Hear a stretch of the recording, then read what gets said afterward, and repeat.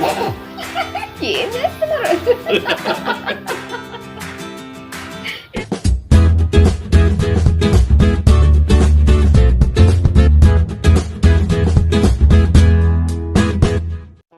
Hi hello good morning friends, welcome back to our channel mom and me talks and it's me Sandhya. ఎలా ఉన్నారండి అందరూ? నేనైతే సూపర్గా ఉన్నాను అండ్ మీరు అందరూ కూడా సూపర్ సేవి ఉప్పర్ ఉండాలని కోరుకుంటున్నాను. పొద్దున్నే ఉండే హడావిడే కదండి, బాక్సులు పెట్టే హడావిడిలో ఉన్నాను. అండ్ ఈరోజు స్నాక్స్కి వాళ్ళకి స్ప్రౌట్స్ రెడీ చేస్తున్నాను అనమాట. స్నాక్స్ అనగానే కొన్నిసార్లు అంటే మా పిల్లలు కూడా చెప్తుంటారు క్లాస్లో, చాలామంది బిస్కెట్స్, చాక్లెట్స్, చిప్స్, కుర్కురే లాంటివి తెచ్చుకుంటారు, నువ్వు ఎప్పుడు పెట్టవు నన్ను అన్నట్టు ఉంటారు. కాకపోతే స్నాక్స్ కూడా చాలా హెల్తీగా పెట్టడం ఇంపార్టెంట్ అండి. ఇది కూడా మనం ఎవ్రీడే తినాల్సినవి కదా. ఎప్పుడైనా ఒకసారి పిక్నిక్ వెళ్ళినప్పుడు, ఎక్స్కర్షన్కి వెళ్ళినప్పుడు, లేకపోతే ఏదైనా ఫన్ యాక్టివిటీస్ ఉన్నప్పుడు అప్పుడు అలాంటి జంక్ అలౌ చేస్తా, కానీ విడిగా అయితే అస్సలు అలాంటి ఏమీ ఇవ్వను అనమాట. సో ఇక్కడ నేను స్ప్రౌట్స్ ఇస్తున్నాను ఈరోజు స్నాక్స్కి. దానికి జస్ట్ 4-5 చుక్కల ఆయిల్ వేసేసి కొద్దిగా ఉప్పు కారం వేసి వాటిని ఒక్కసారి ఇలా వేయించడమే. వేయించడం అంటే బాగా వేపేయకూడదండి, జస్ట్ వేయించామా లేదా అని మనకే డౌట్ వచ్చేలాగా వేయించాలన్నమాట. జస్ట్ అది కొద్దిగా ఫ్లేవర్ మారుతుంది అంతే. ఆయిల్ కూడా చాలా చాలా తక్కువ, పోలియో చుక్కలు అంటారు చూడండి, అలాగా 4-5 చుక్కలు వేయాలి అంతే అనమాట. దీనిలో ప్రోటీన్ కంటెంట్ బాగుంటుంది, ఫైబర్ బాగుంటుంది, కార్బోహైడ్రేట్స్ ఉంటాయి, ఎనర్జీ, డేకి కావాల్సిన ఎనర్జీని అంతా ఇస్తాయి. అండ్ అలాగే దీంట్లో ఏంటంటే మనకి జర్మినేషన్ ప్రాసెస్లో pre digest starch enzymes release అవుతాయి అనమాట. సో దానివల్ల మన డైజెషన్కి కూడా చాలా మంచిది. గ్యాస్ ప్రాబ్లము అలా ఉన్న వాళ్ళు శనగలు మామూలుగా తినరు, కానీ స్ప్రౌట్స్ తినచ్చు, ఎందుకంటే స్ప్రౌట్స్లో మనకి ఆ ప్రీ డైజెషన్ స్టార్చ్ ఉంటుంది కాబట్టి అట్లా తినచ్చు అనమాట. కాకపోతే పోస్ట్ సన్సెటే తినాలి, ఈవినింగ్ తర్వాత ఇంకా తినకుండా ఉండడం బెటర్. సో అవి ఇద్దరికి 2 బౌల్స్లో వేసేసి వాటితో పాటు 2 డీసీడ్ చేసి పెట్టిన డేట్స్ కూడా యాడ్ చేసేసాను. ఈ స్ప్రౌట్స్ నేను ఇంట్లో తయారు చేయలేదండి, సూపర్ మార్కెట్ నుంచి కొనుక్కొచ్చినవే. మనం బ్రేక్ఫాస్ట్కి, లంచ్కి ఎంత ఇంపార్టెన్స్ ఇస్తామో హెల్తీగా పెట్టాలి అని చెప్పి స్నాక్స్కి కూడా అంతే ఇంపార్టెన్స్ ఇవ్వడం బెటర్ అండి. మోస్ట్లీ మన ఇళ్ళల్లో, అందరి ఇళ్ళల్లో ఫ్రూట్స్ ఉంటాయి కాబట్టి సీజనల్ ఫ్రూట్స్ కానివ్వండి, ఏదో ఒక ఫ్రూట్. ఇప్పుడు మనకి ఆరెంజెస్ అవి బాగా వస్తున్నాయి, ఆరెంజ్లో, యాపిల్లో, జామకాయలో, పప్పాయ ముక్కలు, పుచ్చకాయ ముక్కలు, ఏవో ఒకటి ఫ్రూట్సే పెట్టేస్తూ ఉంటాను అనమాట. సో ఇప్పుడైతే నేను ఫ్రెష్ అయిపోయి వచ్చేసానండి అండ్ హెడ్ బాత్ చేశాను. వింటర్స్లో హెడ్ బాత్ చేస్తే ఉంటుంది చూడండి, చల్లగా ఎప్పుడు జుట్టారుతుందా అని అనిపిస్తుంది అన్నమాట. యాక్చువల్లీ బయటకు వెళ్ళాం అనుకోండి, బయట ఎండగానే ఉంటుంది వింటర్ అయినా సరే, బట్ ఇంట్లో ఉంటుంది చలి పీక్స్ అనమాట. ఇంకా చెప్పులు లేకుండా కూడా నడవలేకపోతున్నాం టైల్స్ మీద. అండ్ హెడ్ బాత్ చేసినప్పుడు ఇలా తడి జుట్టుతో అలా చల్లగా ఆరడానికి ఎక్కువసేపు పడుతుంది కాబట్టి హెల్త్ ప్రాబ్లమ్స్ వచ్చే ఛాన్సెస్ ఎక్కువ ఉంటాయి. సో అలాంటప్పుడు కొంచెం రిస్క్ అయినా పర్వాలేదు, కాస్త డ్రైయర్ పెట్టేసుకోవడం బెటర్ అన్నమాట. అండ్ ఇప్పుడు నేను అగారో హెయిర్ వాల్యూమైజర్ యూజ్ చేస్తున్నానండి. ఇది మనకి 3 హీట్ సెట్టింగ్స్ అండ్ అలాగే 2 స్పీడ్ సెట్టింగ్స్తో వస్తుంది. 1 ఇయర్ వారంటీతో ఉంటుంది. దీని బ్రిజిల్స్ అన్నీ కూడా యాక్టివేటెడ్ చార్కోల్తో ఉంటాయి కాబట్టి చిక్కు పడడం, ఫ్రిజీనెస్ లాంటి అన్నిటినీ కూడా బాగా తగ్గిస్తారు అనమాట. అండ్ ప్రైస్ కూడా కంపారిటివ్లీ చాలా చాలా రీజనబుల్ ప్రైస్లోనే వస్తుంది మనకి అమెజాన్లో. సో ఇలాగ త్వరగా చల్లారట్లేదు అంటున్నానండి త్వరగా ఆరట్లేదు అంటే మాత్రం లైట్గా హెయిర్ డ్రైయర్ యూజ్ చేసేయడం బెటర్. బట్ హెయిర్ డ్రైయర్ ఏది యూజ్ చేసినా సరే, అంటే హీట్ది ఏది యూజ్ చేసినా సరే, హీట్ ప్రొటెక్టివ్ స్ప్రే యూజ్ చేయడం బెటర్ అన్నమాట. సో అందుకని నేను హీట్ ప్రొటెక్టివ్ స్ప్రే ఒకటి తీసుకున్నాను, ఎందుకంటే ఈ మధ్య అప్పుడప్పుడు హెయిర్ డ్రైయర్ లాంటివి పెడుతున్నాను కాబట్టి ఎందుకైనా మంచిది వాడుకుంటే చాలా రోజులు ఉంటుంది, ఎందుకంటే మనం రోజు వాడడం కదా ఎట్లనో, అందుకని ఒకటైతే ఆర్డర్ చేశాను అనమాట. సో ఫస్ట్ అయితే నేను ఇప్పుడు హెయిర్ డ్రై చేసుకుందాం అనుకుంటున్నాను, అందుకని కాస్త హీట్ ప్రొటెక్టర్ స్ప్రే చేసుకుంటున్నాను. I'm using this Agaro hair volumiser అండి. అంటే మనకి హెయిర్ డ్రైయర్ అనుకోండి ఓన్లీ వేడి గాలి మాత్రమే వస్తుంది కదా, అండ్ దట్టు కొంచెం బాగా ఇట్లా ట్యాంగిల్ అయిపోవడము, పిచ్చిగా అయిపోయే ఛాన్సెస్ ఉంటాయి. సో ఇదేంటంటే మనకి హెయిర్ డ్రైయర్తో పాటు కోమ్ లాగా వస్తుంది అనమాట. సో దీనివల్ల ఏంటంటే హెయిర్ డ్రై అవుద్ది, అట్ ది సేమ్ టైం అది మనం కోమ్ చేసినట్టు స్ట్రైట్గా అవుతుంది, అండ్ అలాగే వాల్యూమ్ బాగా కనిపిస్తుంది అనమాట. ఇక్కడ మనకి ఆన్ ఆఫ్ అండ్ అలాగే సెట్టింగ్స్ అంతా ఇక్కడ ఉంటుంది. దీన్ని ఇలా రౌండ్గా తిప్పాలన్నమాట, ఇదిగోండి ఇలా. సో తక్కువ స్పీడ్లో పెట్టుకోవడం బెటర్. ఫస్ట్ మనం ఎప్పుడు యూజ్ చేయాలంటే మరీ ఇట్లా నీళ్లు కారుతున్న జుట్టు మీద కాకుండా జస్ట్ టవల్తో తుడిచేసుకొని ఒకసారి ముందు డీటాంగిల్ చేసేసుకోవాలన్నమాట లైట్గా. అంటే ముందు సెక్షన్స్లా తీసుకోవాలి జుట్టుని, మొత్తం జుట్టునంతా ఒకసారి చేయలేం కాబట్టి ఇలా.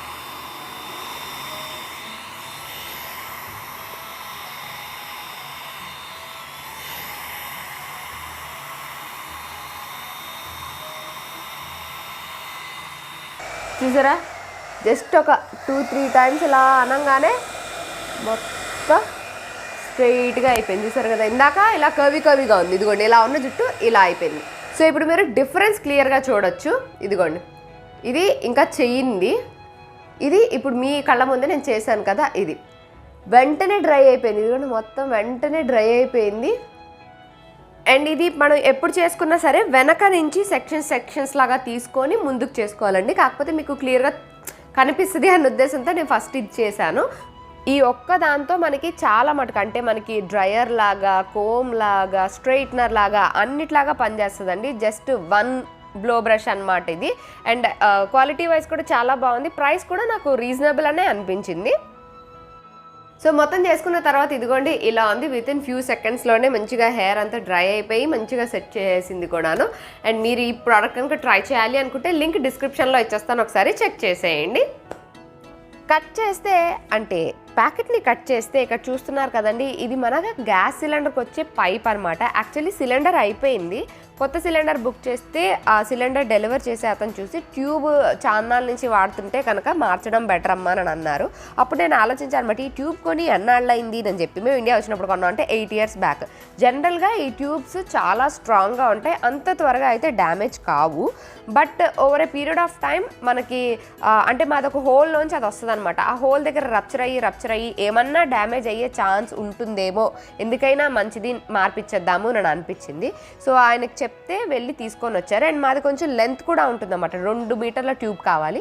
సో అందుకని 2 meters ట్యూబ్ తీసుకొని వచ్చి దానికి ఇలాగా 2 క్లాంపులు కూడా తీసుకొచ్చారు. అవి కూడా పెట్టి అంటే సో దట్ ఫిట్టింగ్ మంచిగా ఉండడానికి అవి కూడా పెట్టి కొత్త ట్యూబ్ అయితే ఫిక్స్ చేశారు. చూసా పాత ట్యూబ్ ఏమీ డ్యామేజ్ కాలేదు, కాకపోతే కొద్దిగా ఆ హోల్ దగ్గర మనకి ఇలాగ గట్టులోంచి ఇలా బయటకు వస్తుంది కదా, సో అక్కడ కొద్దిగా రప్చర్ అయినట్టుగా అనిపించింది అనమాట. సిలిండర్ విషయంలో అస్సలు ఛాన్స్ తీసుకోకూడదు, మనకి సేఫ్టీ ఇంపార్టెంట్ కాబట్టి కొంచెం మార్చడమే బెటర్ అని చెప్పి వెంటనే మార్పిచ్చేసా అనమాట. మనం ఇదనే కాదండి, చాలా ఇళ్లలో మనం చాలా సంవత్సరాలుగా వాడుతూ ఉంటాము. జనరల్గా ఈ ట్యూబ్స్లో అంత ప్రాబ్లం ఏమీ రాదు, ఎందుకంటే they are very very strong అనమాట. కాకపోతే ఎందుకైనా మంచిది అన్న ఉద్దేశంతో మార్పిస్తే బెటర్. సో అలా కొంత టైం అయింది కదా అని మార్పించాను. అండ్ ఈ ట్యూబ్కి అయితే 900 rupees తీసుకున్నారండి. అండ్ ఆ క్లాంప్స్కి ఒక 20 rupees, వేసినందుకు ఒక 150, ఇలా అంతా కలిపి ఒక 1100 ఏమో ఛార్జ్ చేశాడు ఆయన. సరేనని ఇచ్చి మార్పించా, ఎప్పుడో ఒకసారే కదా మార్చేది అని చెప్పి. అండ్ అది ఎంత టైట్గా ఫిక్స్ అయి ఉంటుందంటే దాన్ని వేడి చేస్తే అప్పుడు అది ఎక్స్పాండ్ అయ్యి అప్పుడు వెనక కనెక్షన్ ఊడి వచ్చిందనమాట పాతది. సో అలాగా మార్చి కొంచెం కొత్త ట్యూబ్ అయితే వేయించాను. మీ ఇంట్లో ట్యూబ్ చేంజ్ చేసి ఎన్నాళ్ళు అయిందో ఒకసారి చెక్ చేసుకోండి. ఒకసారి ట్యూబ్ అంతా చూడండి, ఎక్కడ డ్యామేజ్ లేకుండా అంతా బాగానే ఉంటే పర్వాలేదు, అదే వాడచ్చు. కాకపోతే చాలా రోజులు అయింది అని అనుకుంటే మాత్రం ఒకసారి మార్పించడానికి ట్రై చేయండి. అండ్ పాత ట్యూబ్ కొద్దిగా నల్లగా అయింది కదా, కొత్తది ఏంగానే ఏదో తలతలా మెరిసిపోతూ భలే బాగా కనిపించింది. బ్లాక్ కలర్ పైన ఆరెంజ్ కలర్ ట్యూబ్ చాలా ఎవిడెంట్గా కనిపిస్తుంది అనమాట. కట్ చేస్తే అంటే పొటాటోని కట్ చేస్తే ఈరోజు స్పెషల్ డిన్నర్ అనమాట. అంటే ఆలూ పరాటా చేయబోతున్నాను. మా పిల్లలకి చాలా ఇష్టం అండి ఆలూ పరాటా అంటే, ఎస్పెషల్లీ కర్రీ తక్కువ ఉందనమాట. అలా ఉన్నప్పుడు ఏదో ఒక పరాటా చేయడానికి ట్రై చేస్తా. సో అందుకని పొటాటోస్ అయితే కుక్కర్లో పెట్టేసా, ఒక విజిల్ 2 విజిల్స్ వస్తే మంచిగా ఉడికిపోతాయి కదా. ఇంకా గోధుమ పిండి రెడీ చేసుకుంటున్నా. గోధుమ పిండిలో సాల్ట్ కానీ ఆయిల్ కానీ ఏమీ యాడ్ చేయనండి. అండ్ ఇది మల్టీగ్రెయిన్ పిండే, సో మల్టీగ్రెయిన్ పిండితోనే మనం చేసుకోవచ్చు. కాకపోతే నార్మల్గా చేసే చపాతీ అంత సాఫ్ట్గా కాకుండా కొద్దిగా గట్టిగా చేయాలన్నమాట, కొంచెం లిటిల్ బిట్, మరీ కాదు, కొద్దిగా గట్టిగా చేసుకొని నానబెట్టడానికి పక్కన పెట్టేసా. అంతలో మన పొటాటోస్ అయితే బాయిల్ అయిపోయినాయి, వాటిని ఫోక్ తోటి మొత్తం ఇలా మ్యాష్ చేసుకున్నా. మీ దగ్గర మ్యాషర్ ఉంటే కనుక దాంతో చేసుకోవచ్చు, నా దగ్గర లేదు, అందుకే ఫోక్ తోటే ఇలా అనేస్తున్నాను.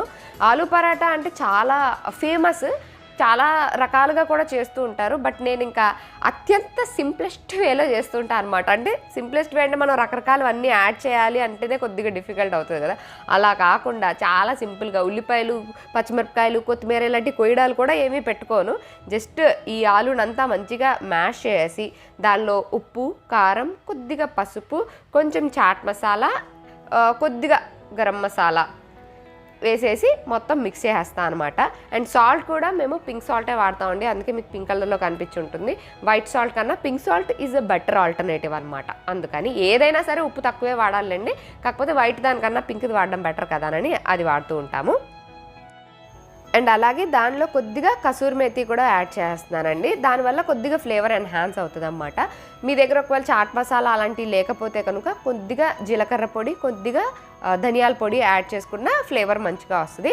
ఇంకా మన ఇష్టం, దీనిలో ఉల్లిపాయలు, కొత్తిమీర, పచ్చిమిరపకాయలు ఇట్లాంటివి ఏవేవి కావాలనుకుంటే అవన్నీ వేసుకోవచ్చు. బట్ నేను ఇవాళ చెప్పాను కదండి, పెద్దగా చాపింగ్ చేసే ప్రోగ్రామ్ పెట్టుకోలేదు. అందుకని సింపుల్గా ఈ పౌడర్లన్నీ వేసేసి అంతా ఒక ముద్దలాగా చేసుకుంటున్నాను అనమాట. ఇలా పరాటాలు లాంటివి చేసుకున్నప్పుడు మనకి కర్రీ లేకపోయినా పర్వాలేదు. జనరల్గా పరాటాలు కర్డ్తో కానీ లేదా పికిల్తో కానీ తింటే చాలా టేస్టీగా ఉంటాయి అన్నమాట. ఇంకా పరాటా చేయడంలో the most difficult task easy దాని లోపల స్టఫ్ చేసి అది బయటికి రాకుండా చపాతీలు చేయడమే. ఫస్ట్ అలాగే ట్రై చేశానండి, కానీ బిస్కెట్ అయింది, రాలేదు అలాగా. అందుకని మనకు ఇంకో మెథడ్ ఉంది కదా, అదే ఇది జుగాడ్ మెథడ్ అనమాట. ముందు ఒకటి పల్చటి చపాతీ చేసుకొని దాని మధ్యలో అంతా ఇలా స్టఫింగ్ని ఫిల్ చేసుకొని ఇంకొక పల్చటి చపాతీ చేసుకొని దాన్ని ఇలాగా శాండ్విచ్ లాగా పైన ఇంకోటి పెట్టి చుట్టూ ఎడ్జెస్ని ఇలా ప్రెస్ చేసుకోవచ్చు అనమాట. ఇది కొంచెం ఈజీ ప్రాసెస్. అండ్ ఇలా ప్రెస్ చేసిన తర్వాత చుట్టూ కొంచెం ఖాళీగా ఉంది కదండి, అంటే స్టఫింగ్ లేకుండా అదంత లావుగా ప్లెయిన్గా వస్తే బాగోదు. కాబట్టి మళ్ళీ దాన్ని చుట్టూ కట్ చేసి ఆ ఎక్స్ట్రానంతా కూడా ఇలాగా తీసేస్తా అనమాట. సో ఓన్లీ ఆ స్టఫింగ్ చేసిందంతా ఉంటుంది. దాన్ని ఒక్కసారి లైట్ హ్యాండ్స్తో ప్రెస్ చేసి రోలర్ పిన్ తోటి పొయ్యి మీద వేసుకొని కాల్చేసుకోవడమే. అండ్ పరాటా కాల్చడానికి అయితే నెయ్యి కానీ లేదా బటర్ కానీ యూజ్ చేస్తానండి. సరే మా వారు అంతలో వస్తే ఒకదానికి బటర్ వేయండి, నేను వీడియో తీసుకుంటాను, మీరు కాల్చండి అని చెప్తే ఆయన చూడండి ఏం చేశారు.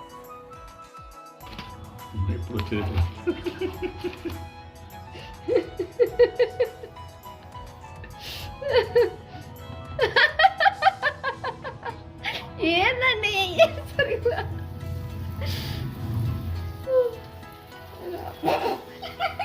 చేస్తున్నారు? ఎందుకంటే ఇట్లా వేస్తున్నారు? ఓకే ఓకే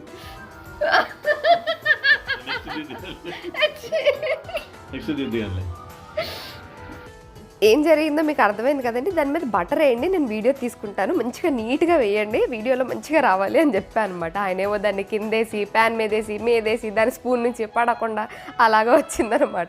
బట్ అది ఫనీగా వచ్చినట్టు అనిపించింది, అందుకే ఆ క్లిప్పింగ్ యాజిటీస్గా ఉంచేశాను. సో చూసారు కదా, అటు ఇటు కొద్దిగా బటర్ వేసుకొని కాల్చుకోవాలి. ఇలా చేసుకుంటే మంచిగా పొంగుతుంది కూడా, అంటే లోపలంతా మనకి స్టఫింగ్ ఉంది కదా, చూసారు కదా, ఇది కూడా మంచిగా పొంగుతోంది. అలా పొంగి పరాటాలు బాగా వస్తాయి. అదే లోపల స్టఫింగ్ పెట్టి మొత్తం ఒకటే పరాటాలాగా చేస్తే కొంచెం బయటకు వచ్చి కొంచెం ఓపెన్ అవ్వడం అలాగా ఉంటుంది, అంత పర్ఫెక్ట్గా రావు. నాకు ఇలా అయితే పర్ఫెక్ట్గా వస్తాయి, అందుకని ఇలా చేస్తూ ఉంటాను అనమాట.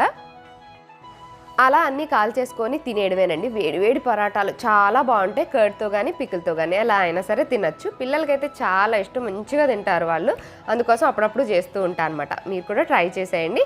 సో అదండి ఇవాళ నా వీడియో. That's it for today friends. See you all in another video. Bye.